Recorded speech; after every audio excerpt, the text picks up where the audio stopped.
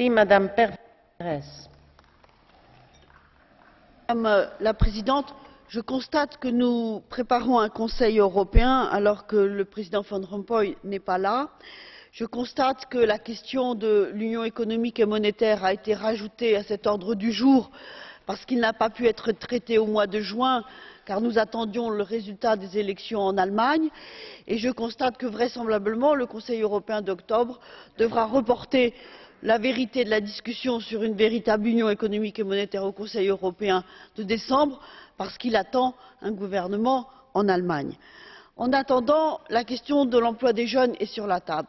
Alors, messieurs les chefs d'État et de gouvernement, mesdames, puisqu'il y a aussi des dames autour de cette table, prenez cette question à bras le corps et autorisez le financement à hauteur de 25% du FSE pour que la garantie jeunesse puisse être une réalité et que jusqu'à 30 ans, nous puissions soutenir les jeunes en situation d'échec.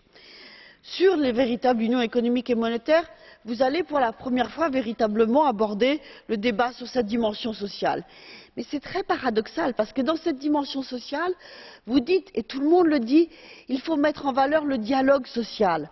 Or, dans les mêmes conclusions du Conseil européen, vous abordez un point qui s'appelle refit, en clair, nettoyer la législation européenne, et dans ce cadre-là, vous demandez à ce qu'un accord qui a été conclu entre les partenaires sociaux soit retiré de l'ordre du jour. Il y a là une contradiction que je ne comprends pas. Enfin, le jour où vous voudrez aborder la question d'une véritable union économique et monétaire, vous devez aborder celle du modèle économique de la zone euro.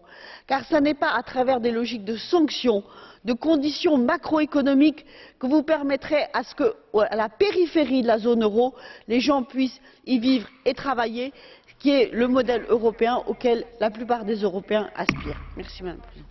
Merci. Monsieur de Grandes Pascual.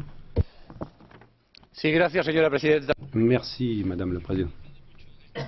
Nous avons avancé beaucoup depuis quelques années.